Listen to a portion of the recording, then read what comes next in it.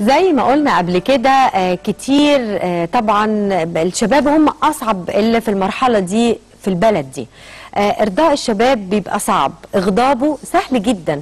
بالتأكيد عنده طموح، عنده انفعال، قوة، صبر وغيرها من الصفات اللي تعودنا عليها بعد ثورة 25 يناير و30/6 والعالم كله اتفاجئ بشبابنا المصريين. لكن هل هل ترى جه الوقت بقى ان يكون في تحرك لشباب الثورة والائتلافات والحركات وكل اللي انتوا عارفينه ده، ان هو يكون تحت مظلة مقننة شوية، وعلى الأقل تبقى واضحة المعالم، على الأقل نبقى عارفين مين مع مين على الأقل. ده اللي الشباب والحكومة فكروا فيه فعلا، وفي مساعي حاليا مكثفة لإنشاء ما يسمى بالمجلس الوطني للشباب. حول هذا المجلس والمساعي دي هيدور لقائنا النهاردة مع كل من هقول لكم بقى بترتيب الجلوس علشان ما نبقاش بنقفز. الأستاذ عمرو عز عضو تكتل القوى الثورية، برحب بيك أستاذ عمرو. ومعانا ايضا الاستاذ عماد رؤوف عضو المكتب السياسي لحزب المصريين الاحرار. اهلا بيك استاذ عمرو. عماد، انا اسفه استاذ عماد. والاستاذه هبه الكرار عضو حزب المصري الديمقراطي الاجتماعي. اهلا بيك يا استاذه هبه. ابدا مع عمرو عز. يمكن عمرو، يعني هذا التكتل الشبابي هل ممكن ان هو يحل لنا الفكره دي، تحل لنا مشكلة حركة كذا، ائتلاف كذا، قوى الثورة كذا، كل المسميات اللي بنسمعها؟ هل ده ممكن يحلها؟ يعني في البداية بسم الله الرحمن الرحيم نتكلم على توصيف المشكلة. توصيف المشكلة، مش احنا البلد مش عندها مشكلة في الشباب بيغضب او ما بيغضبش. احنا عندنا مشكلة عند الشباب في ان هم شايفين الدولة لا ترضي طموحاتهم. في فرق في سرعات التفكير ما بين الشباب وما بين القائمين على الحكم في الدولة. صحيح. ومن ناحية تانية عندنا الدولة عندها مشكلة في الكوادر، وعندها مشكلة في المنظومة البيروقراطية اللي موجودة، وعندها مشكلة في الحداثة. فاحنا عندنا مشكله مشتركه، مشكله عند الدوله ومشكله عند الشباب. صح. وحل مشكله الشباب عند الدوله وحل مشكله الدوله عند الشباب. من هنا يعني جت الفكره، يعني من هنا جت الفكره، ومن هنا المساعي اللي بتحصل من بدري، محاولات كتير ان يبقى في كيان بيجمع كل الشباب. من بدري امتى؟ احنا دي بدايه السمع عن هذا المجلس او يعني انا ممكن نقول مثلا الحكومه دي، الحكومه اللي قبلها والحكومه اللي كانت موجوده قبلها واللي قبلها اتعرض عليهم مشاريع لعمل كيانات تضم الشباب. وبعدين يعني من مين يعني؟ من قوى عديده. احنا بنقدم مشاريع للمجلس العسكري السابق، من المرحله الانتقاليه اللي فيما بعد ثوره يناير مباشره. وطول الفتره اللي فاتت ممكن حصل انتعاش للفكره في الفتره القصيره اللي فاتت، وبرضه حصل بنفس الطريقه ان اتعرضت مشاريع كتير، وفي مشاريع كتير اترفضت، وفي ناس مشيت خطوات واسعه في مشاريع وتوقفت عند مرحله ما. يعني المشكله المشتركه دي مش هتتحل غير لما يعني يبقى في اطار عام مش بيجمع الشباب ويحطهم في مكان واحد، اطار عام بيدي فرصه للشباب ان هم يخرجوا طاقتهم، يفتح لهم افق جديده يقدروا يخرجوا فيها طاقتهم لمصلحه البلد وفي اتجاه بناء البلد. من الناحيه الثانيه الدوله كدوله يعني من المفترض انها ترعى الكلام ده بدون السيطره عليه. يبقى في كيان ياخد استقلاليته بالكامل، ويبقى ليه وبنفس الوقت يبقى ليه تأثير على الدولة، تأثير إيجابي على الدولة. فالفكرة دي يعني مش مهمة للشباب، مهمة للشباب ومهمة للدولة في نفس الوقت. طيب ده يخليني أسأل يعني أستاذ عماد، يعني حضرتك من حزب المصريين الأحرار، هل الكيان ده المجلس الوطني ده ممكن أيضا يضم شباب من أحزاب؟ يعني هل جوه المجلس هيبقى عندنا ايضا في انشقاق؟ لان انت عارف الحزبيه عموما هي اتجاهات سياسيه مختلفه وايديولوجيات وكده. طب ما هو المجلس ده ممكن هو لا ما يبقاش وحده لو في مجموعه شباب من مجموعه احزاب مختلفه. تمام. التحدي الاولاني اللي قابلنا واحنا بنشتغل على مشروع القانون ده في بدايه تكوينه، هو الفكره جات لنا بالظبط بعد الاعلان الدستوري في 3 يوليو لما كان من شرط او من شروط خارطه الطريق اللي احنا كنا بيتكلموا على تمكين الشباب في الحياه السياسيه. فترجمه طريق، يعني كنا عايزين نترجم احنا كمجموعه شباب حزب مصر الاحرار وشباب جبهه الانقاذ، ما حصلش لحد دلوقتي، يعني لم يحدث لحد دلوقتي بشكل او باخر لم يحدث. فكان نوع من انواع الترجمه او رؤيتنا لتمكين الشباب كان عن طريق تكوين مجلس شبابي يضم الحركات والكيانات الثوريه والسياسيه والفاعله على الارض، بحيث اللي يبقى ليهم صوت. وشباب الاحزاب طبعا شباب الاحزاب جزء اصيل من الموضوع ده. احنا الحقيقه لما جينا نفكر ما حبيناش نخترع العجله من اولها، يعني احنا في تجارب بتحصل من الثمانينات، ومن يعني اول مجلس شبابي ظهر في العالم كان في سنه 1933 في سويسرا. كان ليه شكل معين، وفي اكتر من 23 مجلس موجودين في اوروبا وفي افريقيا باي ذا واي حوالين عاملين التجربه دي قبل كده، وتجارب ناجحه جدا. فاحنا بدينا اللي احنا ندرس التجارب دي شكلها ازاي، الهيكل التنظيمي للمجالس شكلها ازاي، علاقتها بالدوله، طريقه العضويه، طريقه اختيار اعضائها. ودي هي النقطه اللي حضرتك ذكرتها في سؤالي. العضويه عموما في المجالس دي بتبقى عباره عن الحركات السياسيه الغير المنفصله عن الاحزاب، القوى السياسيه الرياضيه اللي موجوده زي الالتراس والكلام ده، المفروض يبقى له مكان كمان جوه المجلس بحيث يتم استيعابه، لان الهدف الرئيسي اللي احنا بيبقى ده الحلقه الوصل ما بين القوى الشبابيه اللي في الشارع اللي بتضطر تنزل الشارع علشان تقوم بدور الاعتراض او توصيل الصوت صح. او البروتستنج والحاجات دي. فعشان خاطر صوتها يوصل مفيش اي تشانل طبيعيه تخلي الصوت ده يبقى موجود غير لدى الشارع. السلطه، غير الشارع. الميادين مفتوحه قدامنا، بننزل نتظاهر فيها، بننزل نعمل. طب ايه اللي يضمني وهو ده سؤالي برضو، ان مش هيحصل انشقاق جوه هذا الهيكل الشبابي؟ يعني ما هو برضو ما احنا افكار مثلا استاذ عمرو غير افكار مزبوط. حضرتك غير افكار استاذه هبه، حد وفدي، حد سلفي، حد يعني. ممكن اعلق على القصه دي. احنا في حاجه مهمه قوي، ان احنا مش عاوزين نوجه الشباب، احنا عايزين نفتح افق جديده للشباب بحيث ان هم ما يتمش استغلال عقولهم باي طريقه من الطرق. يعني انا مش بوجههم ناحيه ايديولوجيه معينه، مش بوجههم ناحيه احنا نتفق على مبادئ اللي ما فيش حد يقدر يختلف عليها، والحاجات الخلافيه ممكن تبقى في الكيانات اللي هم بينتموا ليها، الاحزاب او حركات او الكلام ده كله. ولكن في الاخر انا مش عايز اسيبهم يستغلوا من جهه المتشددين او يستغلوا من جهه اي تيار فكري صح. بدون ما يبقى عندهم اساس سليم. اضف الى ذلك، يعني الكلام ده معانا هنزود عليه، دور المجلس اللي هو يستوعب القوى السياسيه دي علشان تتناقش وتوصل لحلول. تمام، تقدم منتج في الاخر. هيحصل اختلافات، اكيد هيحصل اختلافات، زي ما بيحصل اختلافات جوه البرلمان، زي ما بيحصل اختلافات في اي منظمه او اي مجتمع بيبقى فيه مجموعه من القوى السياسيه المختلفه. ولكن الهدف الرئيسي من المجلس ده اللي هو يعمل العمليه دي في حد ذاتها، لان نوع من انواع التعبير وتخريج الطاقه وتخريج الراي. ما هو انا لو انا النهارده ما قعدتش في المجلس تشتغل سياسه بالظبط، لو انا ما قعدتش في المجلس وقلت الكلام اللي انا عايز اقوله، ما انا هنزل الشارع اقوله. عندك حق. طب اروح لاستاذه هبه، يعني زي ما بنتكلم برضو ان في شباب احنا بنعرف اتجاهاتهم، حركات ثوريه وسياسيه بنعرف اتجاهاتها، لكن هل المجلس ده يتسع للي مش في حركات وائتلافات؟ يعني بس كمان ايضا ما نقدرش نغفل ان مثلا زي ما استاذه عماد الالتراس ما هم ليهم توجهات سياسيه، واحيانا بيخلعوا ثوب التشجيع الرياضي وبينزلوا سواء مع اخوان او ليبراليين، يعني حسب اللي هم عايزينه في الوقت ده. فهل المظله دي تحتمل شباب من خارج التيارات المعروفه؟ المفروض انه يعني على الورق اللي هيبقى المطروح انه بس مش عارفه يعني عندي احساس ان عندك عدم ثقه في ان المفروض ده ممكن يتنفذ، يعني مش عارفه. لا انا مش عايزه اتكلم قوي على نقطه الشباب دول جايين من انهي تيار، وهل التيارات كلها هيتم تمثيلها ولا لا.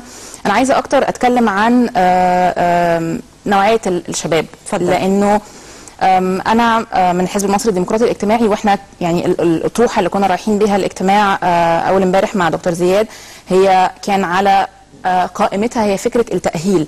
انا كويس قوي انه انا اقول انا هجيب شباب من كل التيارات عشان خاطر يكونوا موجودين، ولكن هل الشباب دول مؤهلين ان هم يكونوا بيمثلوا المجلس ده اللي هو اسمه المجلس الوطني للشباب؟ دي النقطه. طبعا عندنا في الدوله شباب كتير مؤهلين في مجالات كتيره وفي مجالاتهم، ولكن بنوصل لهم ازاي؟ ده السؤال. طيب عندنا مجموعه شباب مؤهلين محتاجين خبره، هل لما انا احطهم في مجلس مع بعض هو ده اللي هيديهم الخبره، ولا احنا المفروض نتكلم على نوع اخر من الدمج وهو يكون في وظائف الدوله الحيويه الموجوده؟ احنا داخلين على انتخابات محليات، المحليات دي فرصه كويسه قوي انه انا دلوقتي بقى في الموضوع ده 25%. يعني ما مش هيجيبوا لنا حاجه من عند حد تاني. ماشي، بس انا خلاص يعني اللي دايما باكد عليه هي فكره انه ماشي انا دلوقتي بقى عندي نسبه محدده موجوده، ولكن النوعيه في الاخر الدوله هي بقى دي ده في وجهه نظرنا دورها المهم جدا. احنا عايزين نقول تاهيل وتدريب معايير. انا مش شايفه انه انا المفروض اكون ممثله في المجلس لمجرد ان انا عضوه في الحزب الفلاني او انا عضوه في الجماعه الفلانيه. انا اكون ممثله في المجلس ده في اللجنه دي لانه دي خبراتي، ولانه ده اللي انا اقدر اعمله واقدر اقدمه. لانه فكره الدمج والتمكين لو اعتمدنا فيها بس على انه انا خلفيتي جايه من فين، اعتقد دي هيثوبها كتير جدا، هيشوبها كتير من مش عايزه اقول فساد، بس في النهايه ممكن تبقى الناس اللي بتعرف بعض بتجيب بعض وخلاص على كده. اديكي مثال على كده، انت ناسيه المجلس الاستشاري الخاص بالمجلس العسكري كانوا بيقولوا عليهم ايه؟ يعني ناس رايحه لا مقابل ولا اي شيء، وقال عليهم ما يمكن ان يقال من تخوين، وطبعا ما هم عسكروكوا، وطبعا ما هو انتوا بتعملوا لصالحهم وهكذا. ما هو ده هيتقال عليكم. ما بص ده اكيد. علشان كده انا دلوقتي مثلا ايه الفكره اللي دايما مسيطره على دماغي؟ مثلا اختبارات الخارجيه. احنا عندنا شباب بيبقوا كلهم مؤهلات عاليه، بياخدوا مجموعه من الكورسات اللي بتبقى محدده، تتحدد نفس الموضوع، ويتم وضع معايير واضحه جدا، ويكون الاختيار عن طريق المعايير دي مش على اعتبار اي حاجه ثانيه، وكل في مكانه. يعني انا مثلا قررت ان انا هتقدم عشان اكون عضوه في المجلس ده، وانا خبراتي مثلا انا شخصيا مثلا خريجه اقتصاد وعلوم سياسيه، فانا ممكن اشارك في ملفات اقتصاديه، فيلا هاخد كورسات في كذا وكذا وكذا، ويتم اختباري. طلعت كفء اوكي، ما طلعتش خلاص انت عايزاها تبقى طبقا لمعايير واختبارات محدده. بالظبط. السؤال الهام جدا بقى، يعني استاذ عمرو لازم اسالك، هل الحركات السياسيه الحاليه، وخلينا لما بقول حركات على طول بيجي في يعني في تفكيري 6 ابريل وغيرها من الائتلافات الشبابيه والقوى الثوريه، هترضى تنضم لهذا المجلس، ولا يعني هيحسوا انهم دخلوا القفص زي ما بتقال؟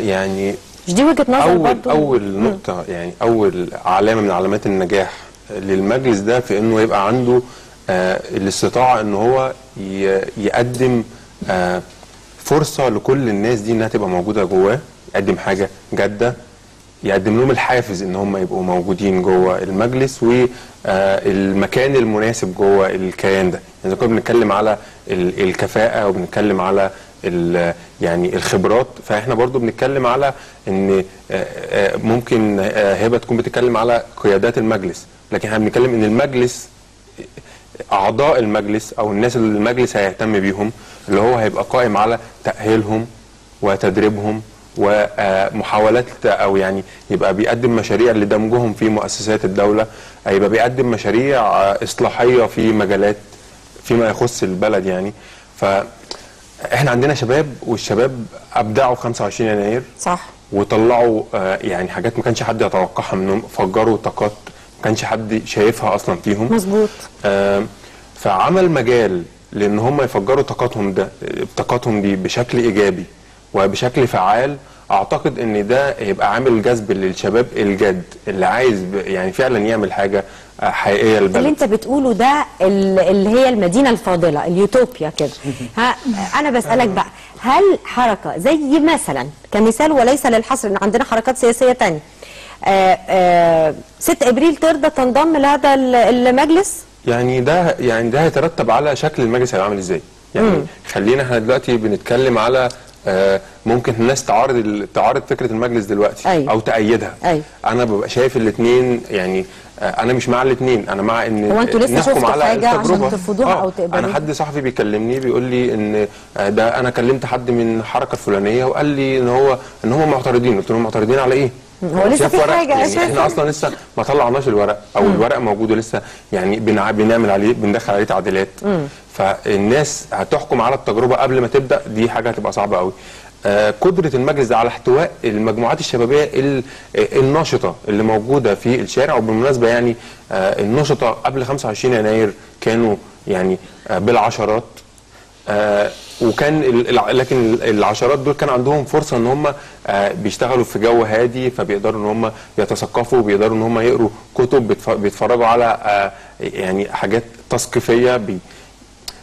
كان في مجال ان احنا نقدر ان الحركات والاحزاب تعمل معهم ده قبل الثوره. ولكن بعد الثوره ومع تتابع الاحداث اغلب النشطاء اللي دخلوا العمل السياسي جديد نزلوا مظاهرات اكتر ما قروا كتب، احتجوا وحدفوا طوب اكتر ما قعدوا وفكروا وركزوا. احنا عايزين يعني كده ده لازم يبقى في خلل. ناشط سياسي لازم يبقى مثقف بدرجه معينه، لازم يبقى عنده قدرات تنظيميه. احنا عايزين الحاجات اللي الاحزاب مش قادره تعملها، مش قادره توفرها، هي دي اللي الحركات مش قادره توفرها. انت برافو عليك بقى في الجمله دي. احنا نقدر عن طريق الاحزاب غير قادره على احتواء يعني حضراتكم من الاحزاب وكل حاجه، ولكن مع احترامي ليكم ان الاحزاب دي لا تثقل موهبه الشباب. يعني انا بشوف مش رايي الشخصي، الاحداث اللي حتى في وسائل الاعلام كلها بتخص الحركات السياسيه اللي تحت الارض واللي فوق الارض منها من قياداتها اكثر بكثير من اللي بخص شباب الاحزاب. انا ممكن اقول لك يعني النقطه الرئيسيه ليكم تاني هسمعكم. لا يعني انا عايزه ارد على النقطه دي. النقطه الرئيسيه ان الشباب بيحسوا ان القيادات الاحزاب بتبقى طول الوقت قيادات كبيره، وبرضه نفس المشكله اللي عند ما بين الشباب وما بين الدوله موجوده عند ما بين الاحزاب وما بين القيادات بتاعتها. وفي اوقات كتير مع تسارع الاحداث، واحنا لسه التجربه برضو الحزبيه احنا ما نقدرش نحكم عليها دلوقتي. التجربه الحزبيه في مصر تجربه وليده، صح. كل الاحزاب اللي اتبنت بعد الثوره ما لحقتش برضو تشتغل ازاي، برضو النشطاء وكمان اللي عدد دخلوا بعد الشباب اللي ضمتهم مش كتير. انا هرجع لك حالا يا عماد. هبه انطلق. لا اصل هي يعني كده وعايزه. انا متفقه تماما مع اللي اتقال، انه فعلا كان في مشكله لتمثيل الشباب في الاحزاب بسبب حاجات كتيره جدا. ممكن يكون منها زي ما قال عمرو، انه هي كانت احزاب لسه وليده، لسه بتحاول تقف على رجليها، فبالتالي كان ممكن دور الشباب في وقت من الاوقات يتاثر. الحقيقه انه احزاب كتيره قوي بره مصر شافت انه دايما بيكون الحل في موضوع تمكين الشباب ده، او ان احنا نقدر فعلا نوجد لهم دور فعال، هو منظمات الشباب التابعه للاحزاب والتي بتسمح كمان بوجود شباب مستقل. وده الخطوه اللي احنا اخذناها زي منظمه الشباب اللي كانت عندنا في وقت من الاوقات زمان. كنت اسمع بس دي كانت تابعه للحكومه، كانت بشكل او باخر. انا بتكلم هي في وقت من الاوقات طلعت كل القيادات اللي انت شفتها اللي جم وزراء وجم رؤساء حاجات. هي تجربه لا، اللي انا بتكلم عليه اكتر هي منظمات الشباب اللي بتكون تابعه سواء للاحزاب او منظمات مستقله، ودي بتقدر تدي خبرات هائله جدا للشباب وفعلا تقدر توظفهم صح. ودي الخطوه اللي احنا عندنا في الحزب اخذناها. تبقى عندنا ذراع شبابي للحزب اسمه شدا، شباب ديمقراطي اجتماعي. هي منظمه متصله منفصله بالحزب، متقسمه لمجموعه لجان تحاول تنتشر في كل المحافظات دلوقتي. لسه لم يتم الاعلان عنها رسميا، ولكن ابتدينا احنا كمجموعه مؤسسه ليها ننزل ونقابل الشباب في المحافظات. الشباب في المحافظات كوادر هايله جدا جدا جدا، ومتحمسين لفكره المنظمه جدا، وشايفين انه دي فعلا حاجه هيقدروا يطلعوا فيها طاقتهم بشكل منظم وبشكل فعلا يكون ليه مردود جيد، وتقدر بقى فعلا تطلع استيعاب الشباب دول بجد استيعاب وتثقيف وتاهيل، وفي نفس الوقت بتبقي قريبه من كيان ثابت وموجود. لانه كمان دي حاجه تانية احنا ممكن نرجع بيها الحكومه، انه هم لازم يدعموا النوع ده من المنظمات. لانه ماشي احنا كان حظنا كويس في الشده انه احنا تابعين لحزب، بس في اكيد مجموعات شباب تانية عايزين يكونوا مقننين في صوره منظمات. واعتقد انه فيما بعد المنظمات دي ممكن تكون بتغذي مجلس زي المجلس الوطني للشباب، انه انت ادعم الصغير وبالتالي تقدر تعمل كيان كبير بس يكون ليه ثوابت راسخه على الارض.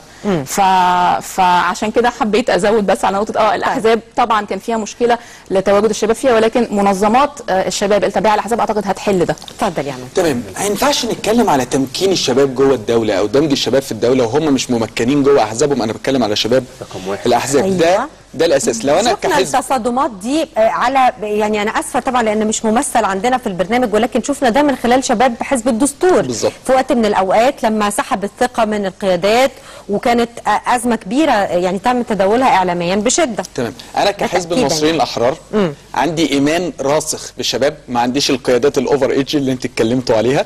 انتوا دلوقتي ما بقاش مصريين احرار. لا احنا حزب المصريين الاحرار. لا انتوا حصل ميكس. تمام. مش حصل ميكس، احنا حصل اندماج بيننا وبين حزب الجبهه الديمقراطي تحت اسم حزب المصريين الاحرار. ده قرار اخير، ده خلاص قرار معلن يعني لان هو كانوا قالوا ان لسه هيحددوا المسمى اللي هيندمج تحته الحزبين. في مؤتمر صحفي ان شاء الله هيحصل في خلال الاسبوع الجاي، هيبقى فيه كل تفاصيل الاندماج بما فيه القيادات. بس اللي انا اقدر اسربه دلوقتي اللي رئيس الحزب هيبقى الدكتور احمد سعيد، اللي هو برضو مش اوفر ايدج، واحد من الشباب الكبير شويه. احمد سعيد شاب. تمام. امين جبهه الانقاذ اللي برضو الشباب فيها واخدين دور مهم جدا. فانا كحزب مثلا انا عندي 30% من الهيئه العليا المكونه من 100 فرد شباب تحت سن 35 سنه. 3 من اعضاء المكتب السياسي المكونه من 9 افراد، 3 تحت سن 35 سنه. انا واحد من كوادر الحزب، ابتديت من اقل مستوى تنظيمي في الحزب، وبالانتخابات في خلال السنتين اللي فاتوا بقيت عضو المكتب السياسي للحزب اللي هو من اعلى السلطات الموجوده في الحزب دلوقتي. ففي مساحه للاحزاب، في بعض الاحزاب مش كل الاحزاب طبعا فيها مساحه وايمان حقيقي بالشباب. واحنا حزب المصريين الاحرار حزب مبني على، خارج من ثورة 25 يناير، مبني على الإيمان الحقيقي بأن الشباب هم الدور الفاعل وهو الدور الحقيقي، لأنه بيمثل 65% من الكتلة السكانية لمصر النهاردة تحت سن 35 سنة. وفي مناسبة أخرى كنت قلت لك إن إحنا محظوظين كدولة. تمام. دولة سنها صغير. طبعا الهرم بتاعنا هرم صحي جدا، قاعدته شبابية في الأعداد الكبرى، طالع بالسن ده يعني ممكن يبقى فرصة كويسة، ولكن وهي استغلال الفرصة دي استغلال ولكن حاليا الهرم ده منكد علينا على الاقل في الجامعه، مش حضراتكم يعني، مع احترامي وحبي ليكم. ما هو الجامعه برضو جزء اساسي. خلي بالك الاحزاب السياسيه والحركات السياسيه ممنوعه من دخول الجامعه او ممارسه السياسه في الجامعه بقى لها سنين عديده، فثابت المساحه التيار. لا يا عماد، ازاي؟ امال اللي احنا بنشوفه الممارسه السياسه والتظاهرات المتاحه ومكفوله ومؤمنه لفصيل معين، لفصيل التيار الاسلامي السياسي، ولكن التيارات السياسيه ما عندناش مساحه. ده عنف بيولد عنف. لا انا مش بتكلم على نقطه العنف، انا بتكلم، وعمرو ممكن يصلح لي لو حاجه غلط. مش دلوقتي حاليا الجامعه ممكن الأحزاب ممارسات حزبيه تبقى ده بقى مسموح دلوقتي. ايوه مسموح طبعا. انت مسموح لك تعملي اسر جوه الحزب، فهي انت ممكن شباب كل حزب يكونوا اسره جوه الجامعه، ولكن انه الحزب نفسه يكون ليه تواجد جوه الجامعه لا، ده ما بيحصلش. واللي حاصل دلوقتي، واللي اعتقد ان احنا برضو لازم ناخد بالنا فيه بالذات في الحركه الطلابيه دلوقتي، انه الشباب عندهم طاقه قويه جدا في الجامعه، ومحتاجين قوي قوي قوي ان يعني يتم التعامل معاهم، احتوائهم بشكل افضل من اللي بيحصل ده بمراحل، ايا كان مرجعيتهم ايه، هم شباب صغير. هو بس يعني احنا في مرحلتين. في مرحله فيما قبل 25 يناير كان بالتحديدا جماعه الاخوان المسلمين هي الكيان الوحيد اللي بيقدر يعمل شغل جوه الجامعه. ده طبعا لان ليه حتى عملوا في الانتخابات الاتحادات مش بتسمع فوز 3 اعضاء مش عارفه من طلاب الاخوان، فوز 3 مش عارفه ايه، لا بيقولوا طلاب الاخوان بالحرف كده. وكانت في يعني زي سباق انتخابي ما بين الطلاب اللي هم لا ينتموا للجماعه والجماعه. يعني اذا احنا بنتكلم سياسه جوه الجامعه. احنا بنتكلم سياسه، بس سياسه بشكل غير رسمي. ففرق الامكانيات كان بيخلي ان جماعه الاخوان المسلمين قبل 25 يناير كانوا منتشرين بشكل كبير في الجامعه. وهم اللي بيحركوا اغلب اغلب الاحداث الكبيره اللي بتحصل في الجامعه. صح. خبراتهم التنظيميه القديمه دي وتراكمها ادى ان هم يبقوا ممكن اقوى برضه فصيل داخل الجامعه في الفتره اللي فيما بعد 25 يناير، اللي بقت الاحزاب والقوى الشبابيه والحركات تقدر تشتغل جوه الجامعه برضه بشكل غير رسمي. صح. انا في الاخر الاخوان او اي حد بيشتغل جوه الجامعه مش مسموح بالعمل السياسي جوه الجامعه او العمل السياسي او الدعوه للعمل السياسي بشكل مباشر، ولكن عن طريق تكوين الاسر او عن طريق يعني الحاجات الغير رسميه. احنا بنتكلم على حركات موجوده في مصر، حركات غير رسميه غير مقننه قانونا، فبالتالي برضو الحاجات الموازيه ليها جوه. خليني ابدا معاكم السؤال لحضراتكم انتوا الثلاثه. هبدا بعمرو بما ان لسه معاه الكلمه. دور المجلس الوطني للشباب ايه في احتواء شباب الجامعه بقى؟ يعني انت بتتكلم احنا لغايه دلوقتي كلامنا كله على اللي زي حضراتكم متخرجين وبيمارسوا السياسه وشاركوا في ثورتين ويعني في اكشن سياسي في حياتهم. طب الطلاب اللي جوه الجامعه ممكن المجلس ده يحتويهم ازاي؟ المجلس ده يحتويهم بانه يحقق لهم مطالبهم قبل ما يوصلوا ان هم يحتاجوا وينزلوا يتظاهروا بسببها. هتوصلوا لهم ازاي جوه؟ من المفترض ان هم يبقوا جزء من تكوين المجلس. وجزء اساسي من تكوين المجلس. ومش بس كده، احنا بنتكلم على ايه؟ احنا بنتكلم على مجلس يعمل عهد جديد ما بين الدوله وما بين الشباب. حاجه احنا عندنا مشكلتنا الكبيره في ان الشباب بينزلوا يحتاجوا، برضو بيحتاجوا بعد ما يعني بيبقوا عايزين مطلب معين، وهم يعني بيطالبوا بالمطلب ده، لكن صوتهم ما بيوصلش.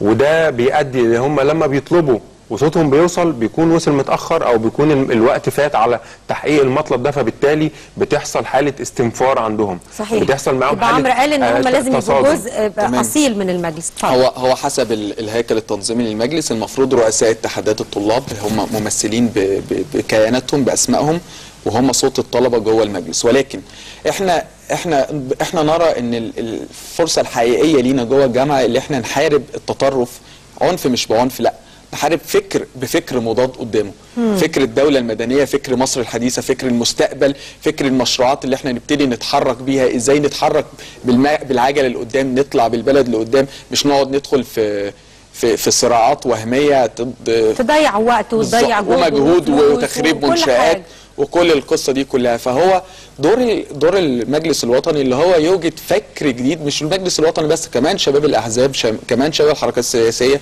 اللي هي توجد فكر جديد مناهض لفكر الدولة العدوانية اللي هو بيحصل دلوقتي. صح، ان الدولة ضد الشباب او ضد اللي عنده وجهة نظر مختلفة يعني. بالظبط. طب في سؤال بقى دلوقتي هام جدا.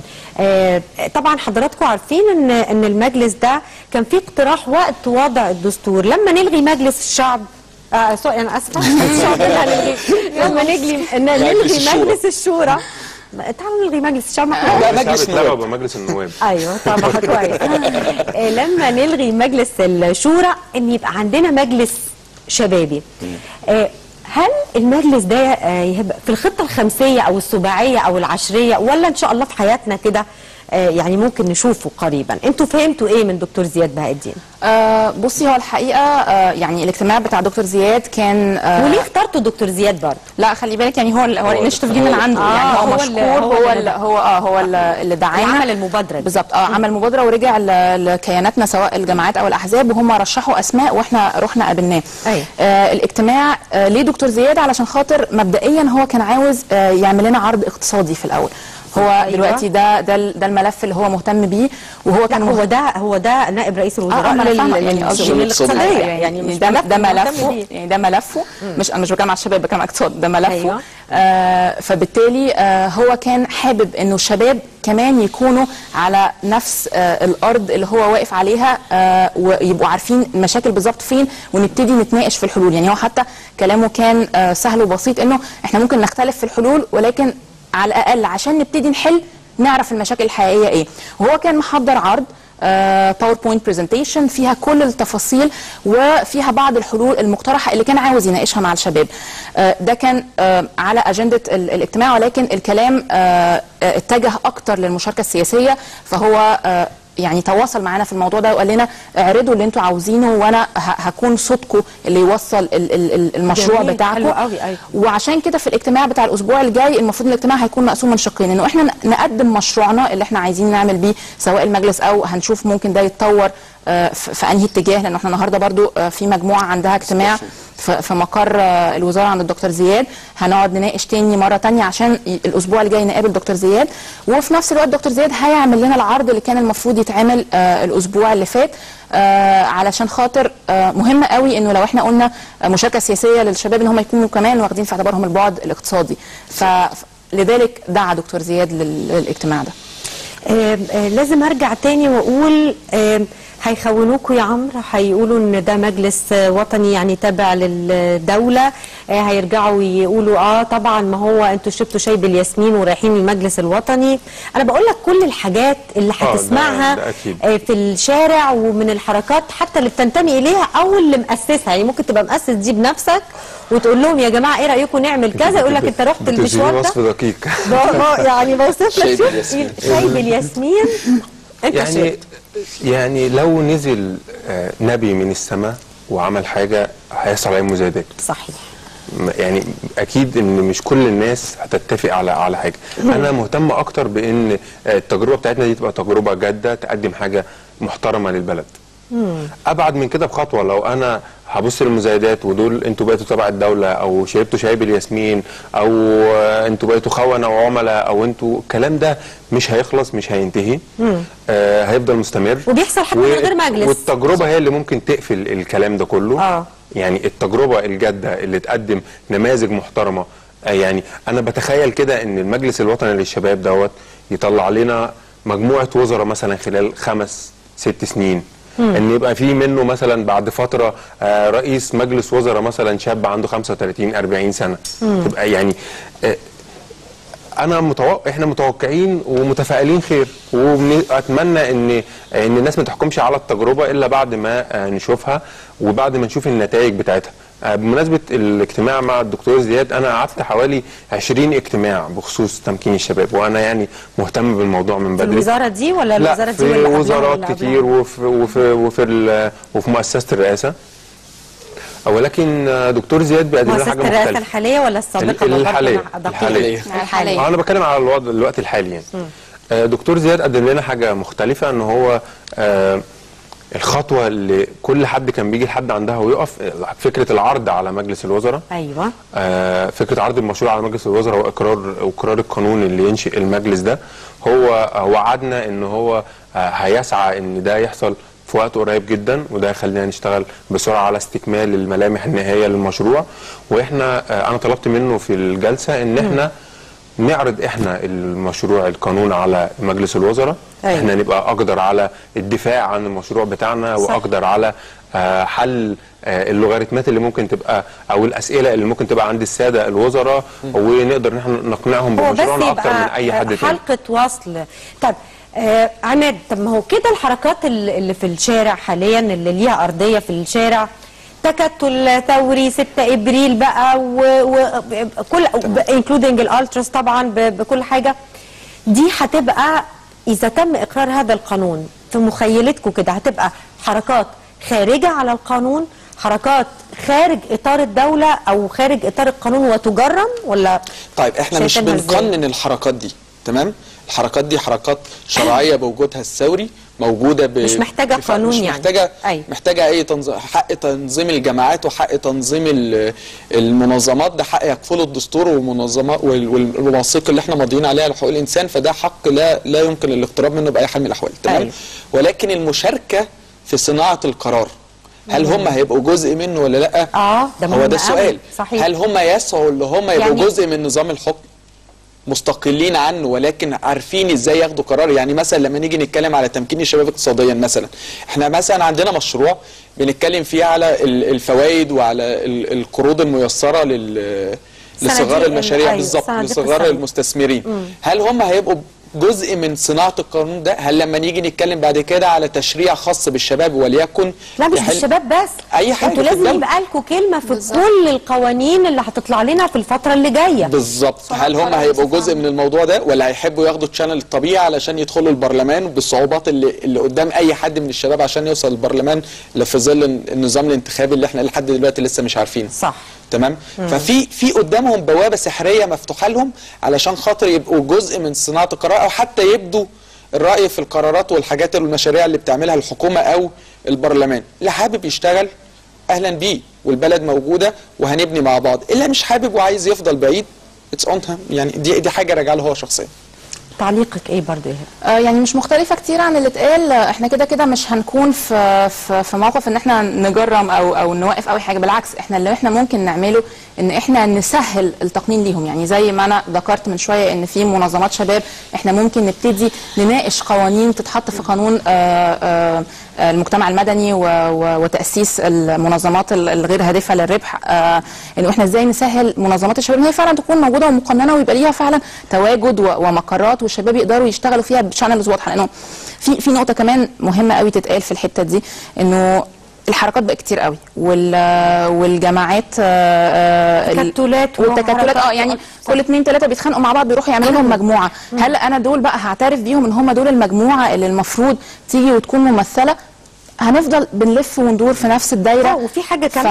وفي حاجه كمان ان بدل الاتهامات دائما وابدا بالعماله والتمويل الخارجي وكل الحاجات دي، ان الدعم المقنن من خارج مصر من المنظمات، التدريبات المشروعه اللي تم اتهام فيها ناس وهي كانت تدريبات مشروعه وبتندرج تحت تبادل خبرات تحت رعايه الحكومه، ومحدش ذكر الحكايه دي، انها تبقى مخصصه لاعضاء هذا المجلس. ليه؟ محدش هيقدر يجي يقول لك اصلك انت سافرت اتدربت بره على الديمقراطيه يا عمرو، اصل انت يا عمرو جالك تمويل مش عارفه مين، عماد حسابك في البنك ريحته بقت وحشه، هبه اصلك انت اتصورتي مع اردوغان لا، لما تبقى تحت مظله قانونيه ومجلس يضم كل الاطياف، ويبقى حتى الدونيشنز او بلاش التمويل لاهداف تدريب او اهداف شبابيه او رفع مستوى التمثيل السياسي للشباب يكون مقنن لهذا المجلس، اعتقد ان ده ينفي تجريم الموضوع. ولا ليكوا راي تاني؟ اكيد مش مختلفين مع اللي انت بتقوليه، بس زي ما بقولك انه طول الوقت احنا لازم نكون بنساعد ده، المجلس يكون بيساعد بقيه اطياف الدوله بان هم يكونوا كمان مقننين في اماكنهم. لانه في النهايه انت مش تقدري تجبري حد ان هو يكون جزء معاكي، ولكن لازم تساعديه كمان في مكانه. صح. مش بس اللي بيجي ينضم معاكي هو اللي بقى حبيبك وبقى متواجد. يعني المجلس المفروض ان هو بيشتغل على محورين رئيسيين. أيوه. المحور الاول هو الشباب وكيفيه تنظيمهم وكيفيه حل مشاكلهم، والمحور الثاني كيفيه استغلال الشباب ده وتفجير طاقاته في حل مشاكل الدوله. صحيح. وهي دي النقطه الجوهريه اللي احنا يعني اي حاجه بعد كده بتتعمل في الاتجاه في الاطار ده. انا وقتي انتهى، يعني سعيده جدا بالمناقشه معاكم. محتاجه بس اتمنى ان اضرب عددكم في 100,000. يعني عايزه النماذج دي اللي بتتكلم بقى في حلول بصراحه. جملتي بس الاخيره انه هسوه بالظبط في كلمات تمثيل المراه، المحافظات، ان احنا نكون موجودين في مراكز اتخاذ القرارات. اخر حاجه هقولها الافراج عن زمايلنا اللي تم القبض عليهم. شباب القاهره تم الافراج عنه وشباب الصعيد لم يتم الافراج عنه. لا الصعيد لا الصعيد لازم يطلع طبعا. حسام حسن هيضرب عن الطعام، زميلنا من قيادات الثوره في الصعيد. بشكرك. انا بشكركم، وعدوني تقولنا تاني واحنا لسه ما كملناش كلامنا مع كل خطوه في المشروع ده، خلونا مع بعض فيه ونعرف وصلتوا لغايه فين.